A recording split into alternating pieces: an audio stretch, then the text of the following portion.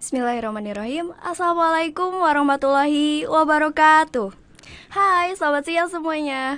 Selamat bergabung bersama saya Siti Nadila dalam acara Pil Ketos, dalam acara podcast Proksi SMA Negeri 1 Karangnunggal periode 2021-2022.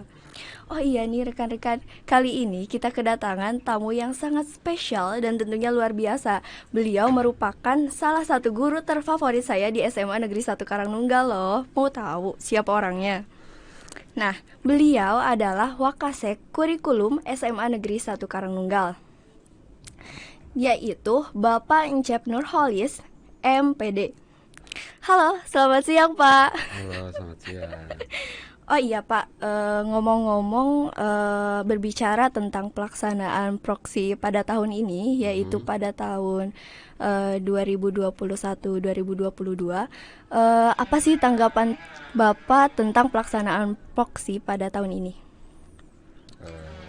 Sebelumnya saya ucapkan terima kasih kepada seluruh panitia. Bismillahirrahmanirrahim. Assalamualaikum warahmatullahi wabarakatuh. Waalaikumsalam warahmatullahi wabarakatuh. Ini mengenai tanggapan pelaksanaan pemilihan ketua OSIS di SMA Negeri 1 Karangnunggal untuk tahun ini. Alhamdulillah bagi saya pribadi dan sebagai Wakasek Kurikulum tentunya mewakili sekolah banyak sekali mengucapkan terima kasih kepada seluruh panitia, tim IT, dari OSIS, dari guru, dari MPK, sehingga pelaksanaan Pil Ketos pada tahun ini sangat luar biasa pelaksanaannya, mulai dari perencanaan sampai dengan jam ini ya. Ini sudah hampir penutupan ya. Iya, sudah Pak. hampir penutupan. Mudah-mudahan hasilnya memberikan kontribusi yang luar biasa bagi sekolah. Jadi secara keseluruhan pemilihan ketua OSIS ini sangat bagus, dari proses sampai dengan akhirnya itu sangat dipersiapkan, sangat luar biasa. Langsung saja mungkin ya Pak, kan sekarang itu kita sedang Pil Ketos, pemilihan ketua OSIS SMA Negeri 1 Karangnunggal. Kalau boleh tahu, seperti apa sih kriteria pemimpin yang baik menurut pandangan Bapak? Sebelumnya memang ini untuk pemilihan ketua OSIS dari semenjak saya di sini di 2005 dulu sampai dengan hari ini 2021, memang ini proses pemilihan di ketua OSIS ini mengalami berbagai banyak perubahan, mulai dari sistem sampai kriteria yang dibuat oleh pembina kesiswaan sampai dengan Wakasek kesiswaan.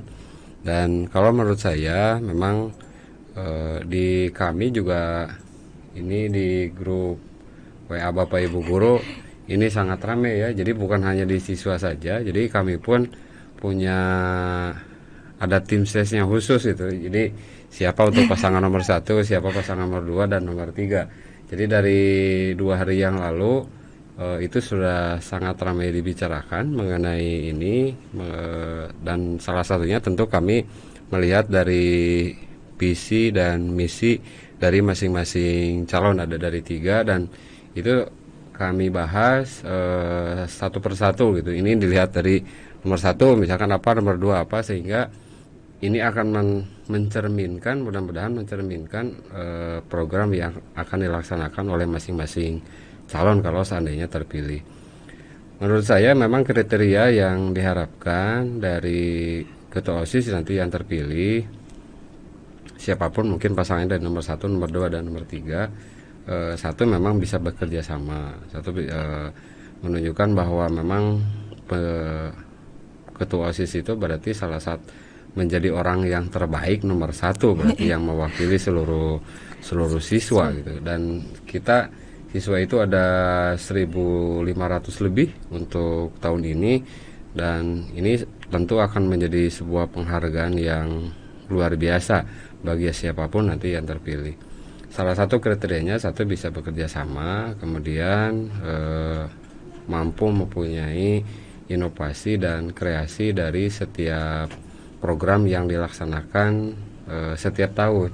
Jadi saya harapkan masing-masing calon atau siapapun nanti yang terpilihnya setelah ada pengesahan itu tidak hanya rutinitas dari tahun ke tahun gitu. Jadi kalau tahun kemarin di 2020 kita kegiatannya A, B, dan C. Nah, sekarang mungkin harus ada D atau A, B, C-nya harus ada revisi, harus ada inovasi kegiatan kemarin, evaluasi berdasarkan laporan-laporan dari OSIS-OSIS sebelumnya, sehingga inovasi yang dibuat oleh calon itu terus mengalami perubahan sesuai dengan perkembangan yang ada gitu, situasi yang ada sekarang. Jadi tidak hanya mengikuti rutinitas dari tahun ke tahun gitu. Bahkan saya mengharapkan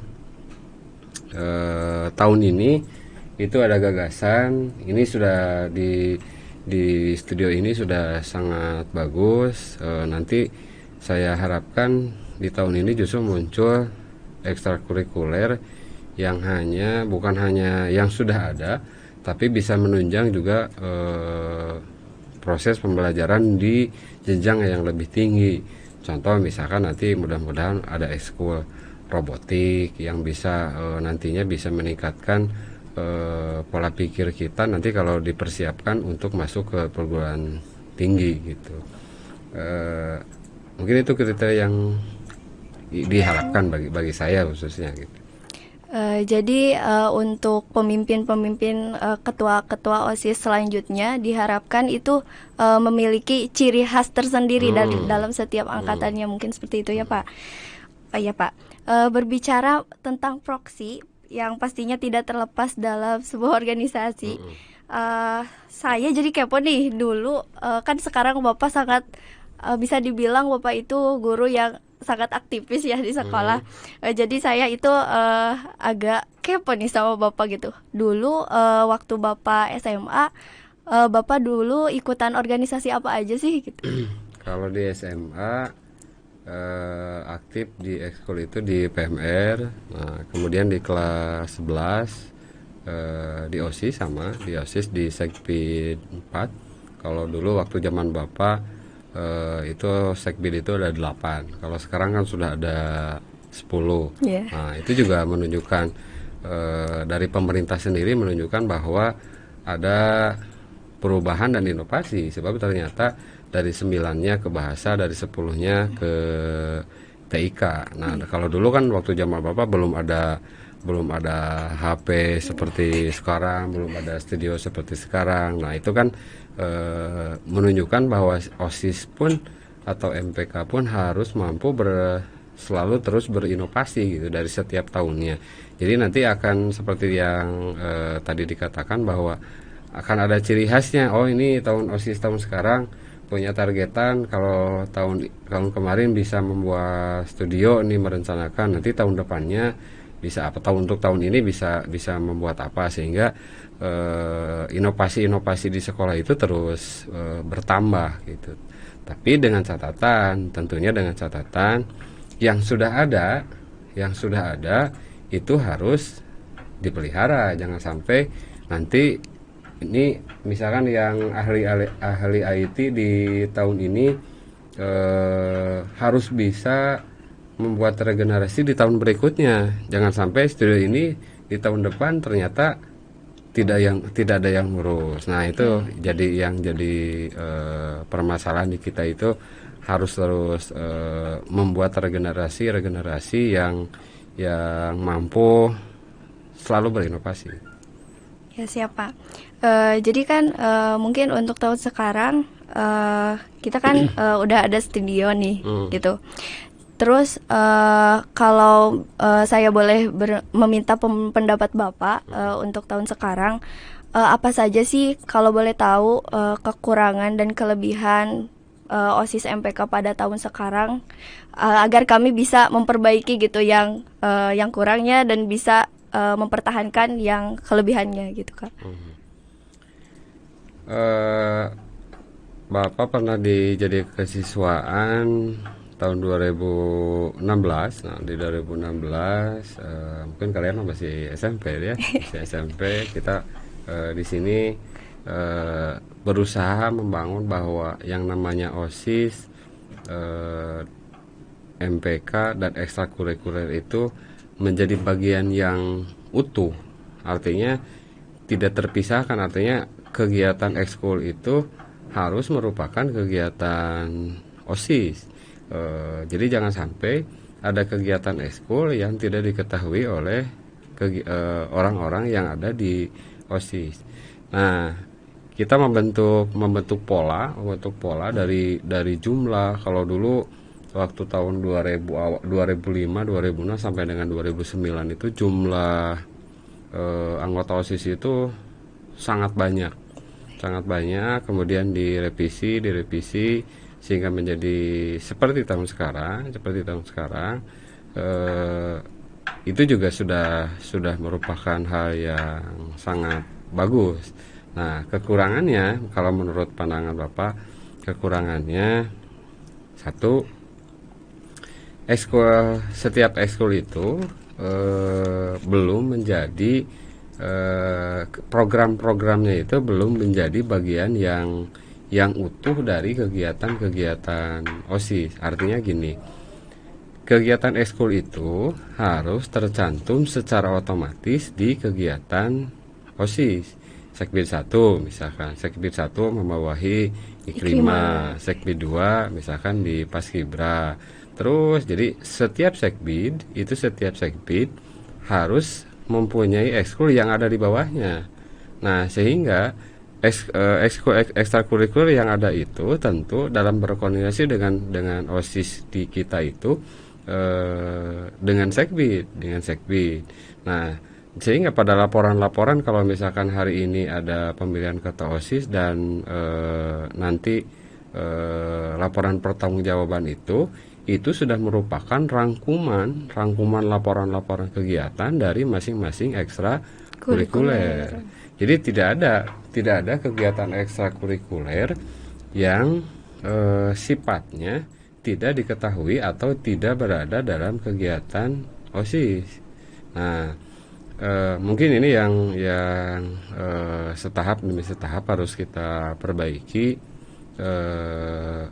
di OSIS kita nih. Ini menurut pandangan Bapak. Dulu di 2016-17 kita bahkan sampai menyebutkan bisa seperti ini.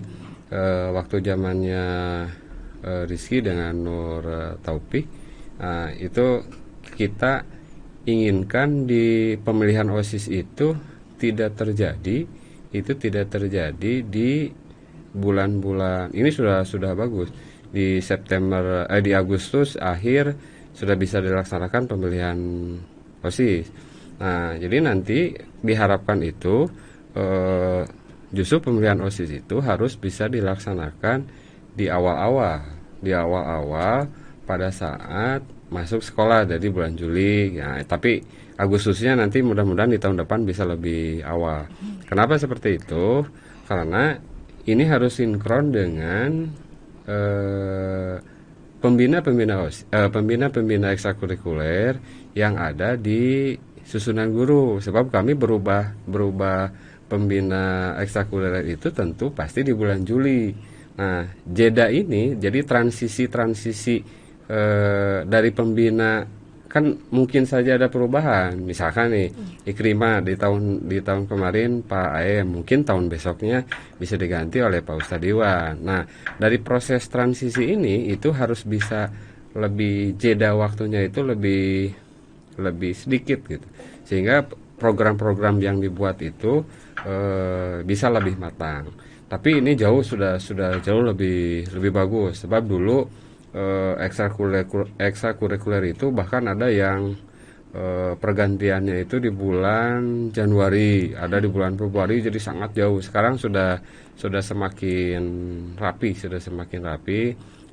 Ini saya ucapkan terima kasih kepada Pak Dedi yang begitu ulat gitu ya menyusun program ini, sehingga semua kegiatan ekskul di pelantikan di minggu sebelumnya ya untuk pelantikan itu sudah sangat rapi. Nah, tinggal kekurangan yang berikutnya itu kita kan kita belum punya pembina sekbid ya. Iya belum Pak. Nah, itu. Jadi ini harus jadi otomatis juga. Ketika Sekbid satu itu ada di membawahi Ikrima, maka yang jadi pembina Sekbid satu itu sudah otomatis itu adalah pembina Ikrim. di Ikrima, pembina ekskul Ikrima. Jadi setiap pembina-pembina itu selalu jadi bagian dari kegiatan OSIS, Iya.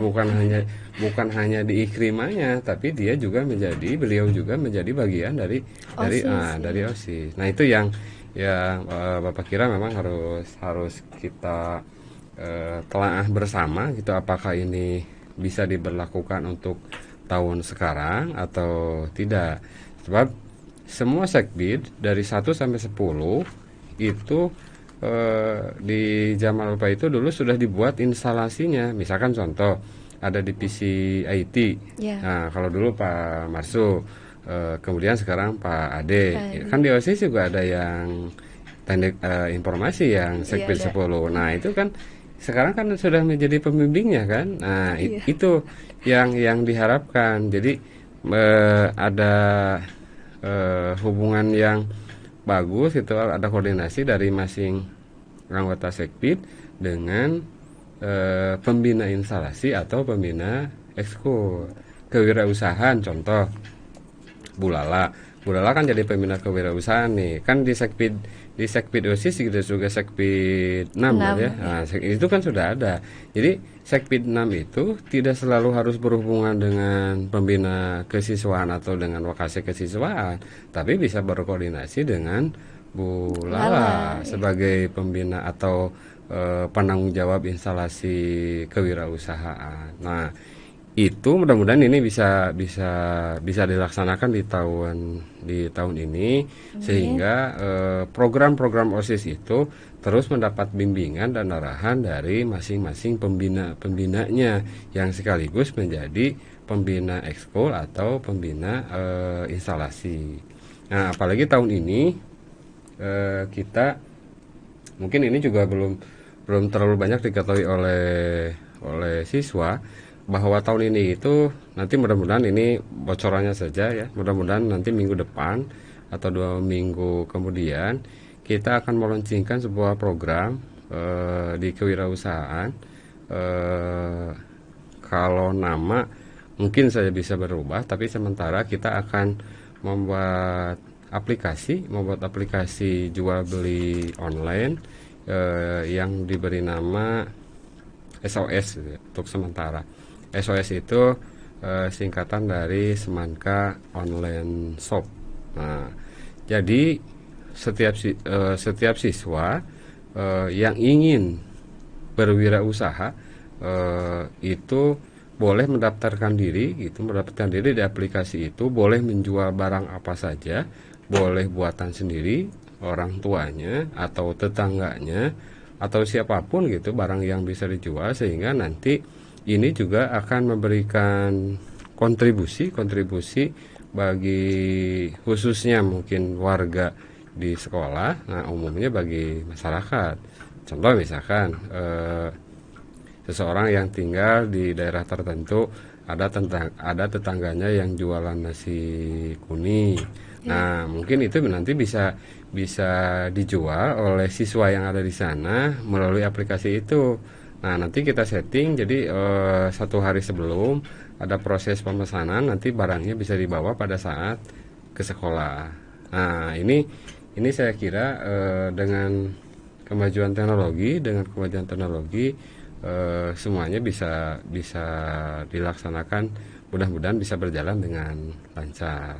Nah, ini juga berkat kerjasama dari alumni yang membuat aplikasi, dari pihak sekolah, dari Bapak Kepala Sekolah, termasuk Bu Lala sebagai pembina kewirausahaan. Ini juga saya kira akan memberikan kontribusi yang positif juga bagi OSIS, sebab nanti OSIS bisa saja dijadikan sebagai admin supaya nanti mengelola aplikasi itu gitu nanti ke depannya. Nah, Itu gambarannya mungkin untuk kelebihan dan kekurangan. Nah, tapi yang namanya hidup ya pasti berproses lah, bertahap.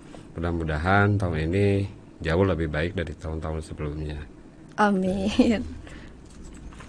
Eh, Mungkin untuk selanjutnya nih Pak, gimana nih kalau misalkan kan sekarang nanti akan ada ketua dan wakil ketua Mm-mm.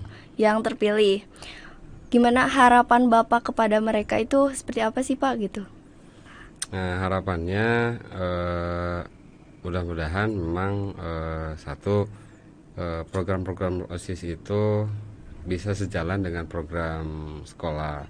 Artinya ya OSIS juga harus bisa mengikuti perkembangan-perkembangan yang ada di sekolah kita atau di lingkungan. Nah, saya kira untuk setiap pasangan calon atau ketua OSIS sebelumnya tentu akan merekomendasikan kegiatan-kegiatan yang dianggap tahun kemarin sudah bagus. Nah, mudah-mudahan nanti pasangan yang terpilih di tahun ini bisa melanjutkan, bahkan merevisi dengan inovasi yang jauh lebih baik Baik gitu, lagi. Mbak.